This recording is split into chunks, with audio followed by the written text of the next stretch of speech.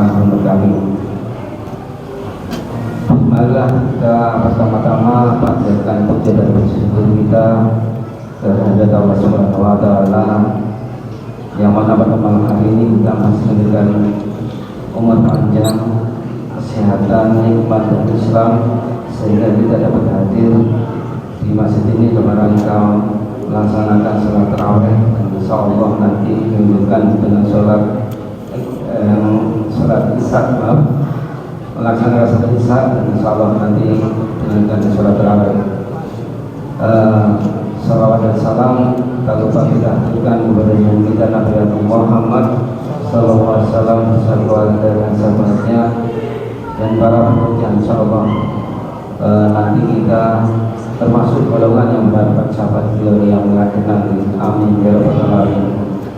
Pada malam hari ini sebenarnya sebagai adalah saudara saya, tapi karena beliau sedang kurang fit sehingga lagi izin, sehingga saya menggantikan. Mudah-mudahan Allah berikan kesembuhan atau sehatkan kembali kepada saudara saya sehingga dapat bertugas kembali. Seperti biasa, sebelum acara dimulai ada beberapa hal yang perlu kami sampaikan. Yang pertama adalah infak sampai kemarin sampai berakhir itu 12.265.000 rupiah, dan pemasukan kotak amal kecil 620.000 rupiah, untuk kotak besar 620.000 rupiah, kotak amal kecil 1.110.000 rupiah, sehingga total dari kotak amal 1.730.000 rupiah. Alhamdulillah, sehingga total pada malam ini yaitu 12.265.000 rupiah. Kemudian perlu juga bahwa kita ada fasilitas bus media yang gratis selama 1 bulan dan kecepatan MBBS kan salah, jadi ada pesan. Jadi silahkan yang mau menggunakan untuk belajar, terutama untuk belajar atau yang kegiatan positif, silakan bisa dicoba selama 1 bulan. Kemudian untuk tugas malam hari ini, yang pertama nanti sebagai kultum dan sekaligus imam Bapak Ustaz Musawir, dan sebagai Bilal adalah Bapak Supratman. Demikian yang kami sampaikan, lebih dan kurangnya saya mohon maaf. Wassalamualaikum warahmatullahi wabarakatuh.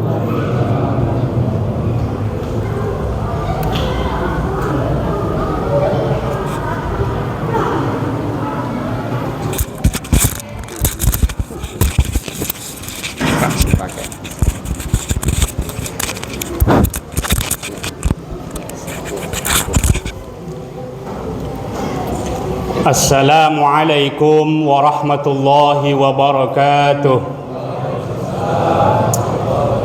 Alhamdulillahilladzi jayyana syuhur bi syahri Ramadan. Asyhadu an la ilaha illallah wahdahu la syarika lahul malikul mannan. Wa asyhadu anna sayyidana Muhammadan abduhu wa rasuluhu sayyidul insi wal jan. Allahumma salli wa sallim ala sayyidina Muhammadin wa ala alihi wa ashabihi wa man tabi'ahum bi ihsanin ila yaumil qiyam, amma ba'du. Ma'asyiral muslimin, jamaah salat isya dan tarawih yang Allah muliakan, yang kami hormati, tentunya sebelum kita masuk pada tema kultum, Ketua DKM beserta jajaran, Bapak Ketua RW 08, Pak RW-nya termasuk masih baru ya, beliau yang sering saya panggil juga Pak Iqbal. Semoga beliau senantiasa diberikan kesehatan, dilindungi oleh Allah sehingga bisa mengayomi warganya. Juga yang saya hormati para ketua RT dari RT 01 sampai RT 06, masih 6 RT Pak, belum nambah. Oh, udah terbatas katanya, mentok makam. Puji dan syukur kita panjatkan kehadirat Allah Subhanahu wa taala yang sudah banyak memberikan nikmat kepada kita sekalian, tentunya nikmat iman, Islam, sehat, jasmani, rohani, sehingga alhamdulillah kita masih bisa menjalankan ibadah wajib, yakni berpuasa, dan tentunya menjalankan ibadah sholat isya berjamaah diteruskan dengan sholat taraweh. Sholawat seiring salam semoga tercurah limpah kepada junjungan alam baginda Nabi Muhammad Sallallahu Alaihi Wasallam, kepada para keluarganya, sahabatnya, pengikutnya. Semoga kita kelak di yaumil qiyamah mendapatkan syafaatnya, amin ya rabbal alamin. Alhamdulillah, para bapak ibu sekalian yang saya hormati, masih kompak jamaah taraweh. Meskipun di masjid-masjid lain mungkin di malam pertama, kedua masih agak penuh, tapi mulai malam ini udah mulai melebar masjidnya. Udah mulai kosong. Alhamdulillah, kita diajarkan oleh Allah Subhanahu wa taala untuk melawan atau mengendalikan nafsu kita dengan diwajibkannya puasa 1 bulan di bulan suci Ramadan. Karena sesungguhnya dalam diri manusia ini termasuk di dalamnya adalah hal-hal yang selalu ada keburukan. Disebut dengan nafsul amarah, nafsu yang senantiasa memerintahkan kepada kejelekan. Maka dalam hadis Rasul menjelaskan saat beliau ditanya oleh seorang sahabat, "Ya Rasulullah, ausini, berikanlah aku nasihat." Maka beliau menjawab, "La taghdab, la taghdab, la taghdab." Faraddada miraran. Beliau berulang-ulang menjawab, "Jangan marah, jangan marah." Karena banyak sekali efek daripada marah ataupun hal-hal yang lainnya. Bahaya, keselamatan diri atau orang lain mungkin, ya. Tapi dengan kita diwajibkan berpuasa, sedikitnya bisa mengendalikan emosi kita. Kata Rasul, "La taghdab walakal jannah." Janganlah engkau menjadi orang pemarah, maka surga sebagai balasanmu. Banyak kan antara kita sedikit perkataan orang lain menyinggung, marah.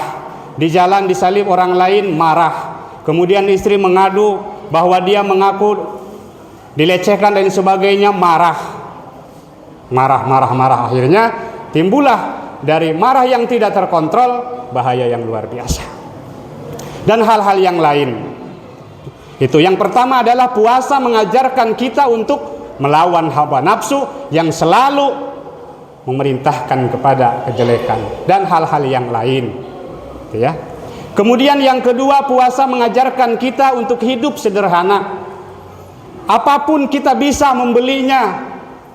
Kalau bahasa orang Jawa ataupun Sunda, tong boroning kolak yang harganya goceng. Apapun makanan yang 100.000 bisa dibeli. Cuman sebagai orang yang disiplin untuk belajar hidup sederhana, tidak berlebihan saat berbuka. Berhati-hatilah dengan berlebihan dalam makanan dan minuman, karena kebanyakan manusia di bulan Ramadan menjadikan meja makan untuk perutnya, tidak menjadikannya sebagai meja makan untuk hatinya. Semoga kita tidak termasuk yang kedua ini, atau yang pertama, menjadikan meja makan untuk perut kita.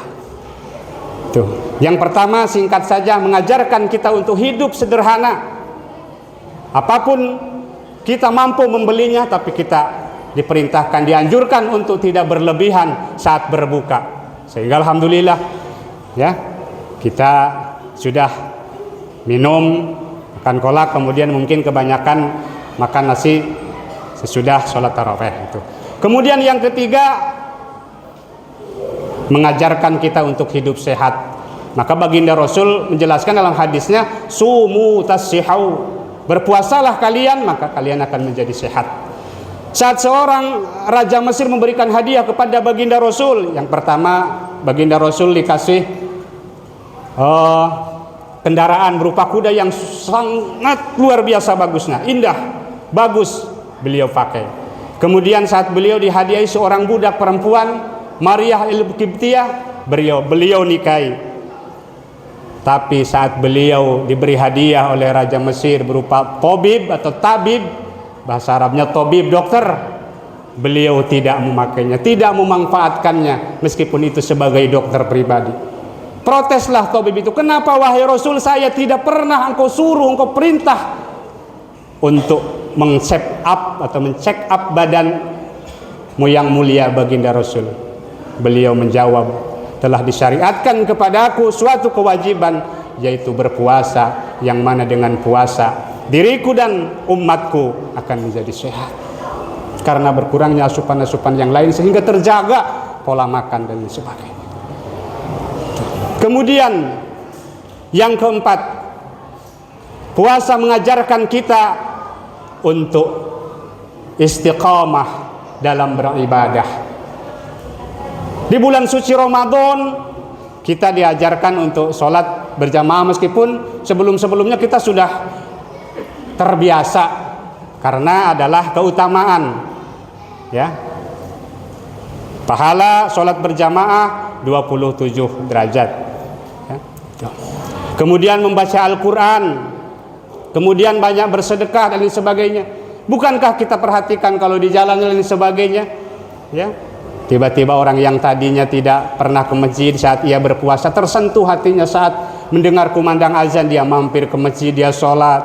Alhamdulillah, kita pun seperti itu, terdorong keinginan untuk senantiasa bersemangat menjalankan ibadah yang wajib khususnya, dan tentunya ibadah-ibadah yang lain. Membaca Al-Quran, terbiasa membaca Al-Quran di bulan Ramadan, kemudian dibiasakan di luar bulan suci Ramadan, ya. Kemudian wahwa sahru sabr, di bulan puasa kita diajarkan untuk menjadi manusia yang sabar.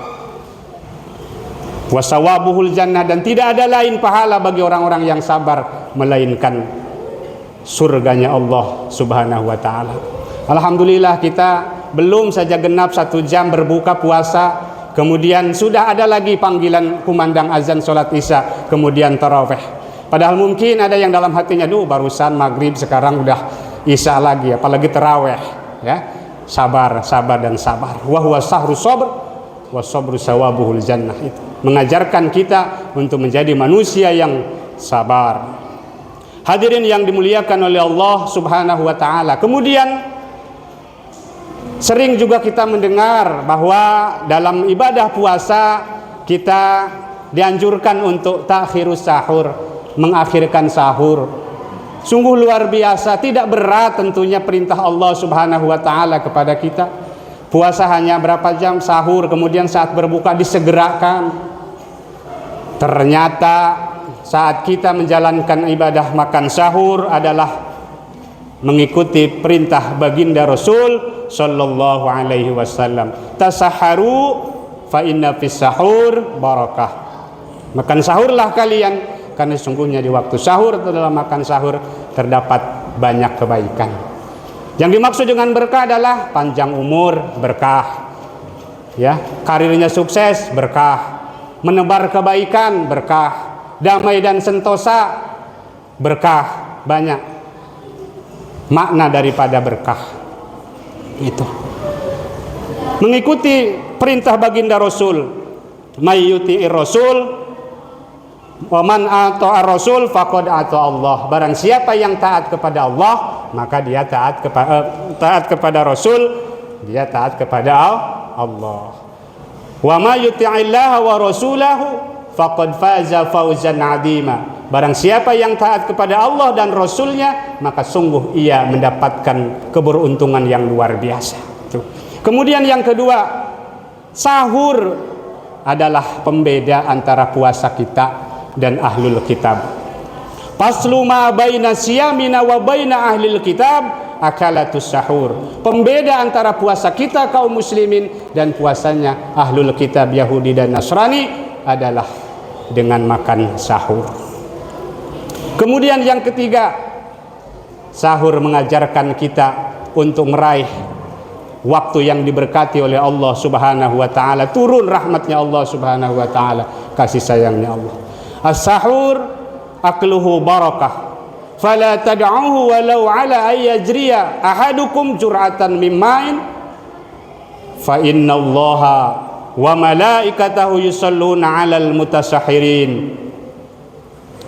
Sesungguhnya pada waktu makan sahur terdapat keberkahan, maka jangan sekali-kali kalian meninggalkannya dengan saya mah kenyang, barusan tadi tengah satu makan nasgor sekalian sahur, ya. Walau ayyajri ahadukum bi zur'atin mimma, meskipun hanya dengan seteguk air, kagak usah habis 2 piring 3 piring seperti biasa, cukup 1 tegukan air udah termasuk dalam kategori sahur, ya. Tuh, waktu yang diberkahi oleh Allah Subhanahu wa taala, dan juga tentunya mendapatkan syafaat ataupun doa dari para malaikat. Kemudian waktu yang diberkahi, hadis Rasul yang menjelaskan, yang zilu rabbuna tabaraka wa ta'ala ila sama'id dunya hina yabqa sulusul lail fayaqulu may yad'uni fastajib lahu wa may yas'aluni fa'tiyahu wa may yas'aluni fa'tihi. Yang artinya adalah setiap malam turun kasih sayang Allah Subhanahu wa taala menjelang sepertiga akhir malam, yaitu waktu sahur. Maka Allah berfirman, barang siapa yang memohon berdoa kepadaku maka aku kabulkan doanya. Barang siapa yang meminta kepadaku aku berikan apa yang ia inginkan, dan barang siapa yang memohon ampun kepadaku maka akan aku ampuni dosa-dosanya. Hadirin jamaah salat tarawih yang dimuliakan Allah Subhanahu wa taala, sedikit lagi ya. Kemudian yang selanjutnya adalah waktu sahur adalah waktu yang tepat untuk beristighfar kepada Allah Subhanahu wa taala. Bukankah kita sering membaca dalam Al-Qur'an, wabil asharihum yastaghfirun. Di waktu sahur mereka orang-orang yang beriman memohon ampun kepada Allah Subhanahu wa taala. Kemudian yang terakhir adalah tak kala kita makan sahur, tidak lain adalah mendapatkan keutamaan menjawab adzan subuh dan sholat berjamaah subuh tentunya. Jangan jadi alasan kemudian setelah sahur kita tidur lagi, ya. Puasanya ia laksanakan, sholatnya malah molor, tidur, bahasa kasarnya begitu, ya. Tidak menjalankan kewajiban sholat dan sebagainya. Hadirin yang dimuliakan oleh Allah Subhanahu wa taala, alhamdulillah tentunya kita masih diberikan kesehatan oleh Allah Subhanahu wa taala. Tentunya kita menuruti apa yang disampaikan oleh baginda Rasul, wasihataka qabla saqami, kita pergunakan waktu sihat kita sebelum waktu sakit kita. Mungkin ada sebagian saudara kita, tetangga kita, mungkin teman kita sedang tergeletak di rumah sakit. Mereka mengatakan, duh mah pengen sekali nih terawih kayak yang lain. Mamanya ngejawab istrinya, dulu lu lagi sehat kemana aja lu, bahasanya begitu, ya. Maka alhamdulillah kita diberikan kesehatan oleh Allah Subhanahu wa taala untuk senantiasa berbakti, wabil khusus di bulan suci Ramadan ini menjadikan kita lebih baik lagi, ya. Meskipun tentunya kita masih ada kekhawatiran saat menjelang sahur di media cetak, media televisi dan sebagainya, ada tawuran anak-anak muda dan lain sebagainya. Masya Allah, adalah hal yang sangat memprihatinkan kita. Maka himbauan dari kepolisian katanya menganjurkan bahwa bila kita sayang dengan anak-anak kita, pastikan anak-anak kita pukul 10 malam, pukul 22 sudah ada di rumah, dicek anak-anak kita, kalau tidak ingin menjadi korban atau mungkin pelaku kejahatan jalanan. Nauzubillah, jangan sampai terjadi pada diri. Semoga bermanfaat itu tadi, ya, keutamaan kita menjalankan ibadah puasa, yakni kita diperintah oleh Allah Subhanahu wa taala untuk mengendalikan nafsu sehingga tadi tidak jadi orang yang marah dan senantiasa pada nafsu yang mutmainnah, mendapatkan ketenangan dan selalu diridhoi oleh Allah Subhanahu wa taala. Belajar untuk menjadi orang sabar, belajar untuk menjadi orang yang sederhana, tidak memamerkan hal-hal yang kita miliki, karena itu adalah pemberian dari Allah Subhanahu wa taala. Kemudian tadi dalam hal sahur yang tentunya sedikit menjadikan kita lebih semangat lagi. Wallahul muwaffiq ila aqwamit thoriq. Assalamualaikum warahmatullahi wabarakatuh. Salatu sunatan Aduh.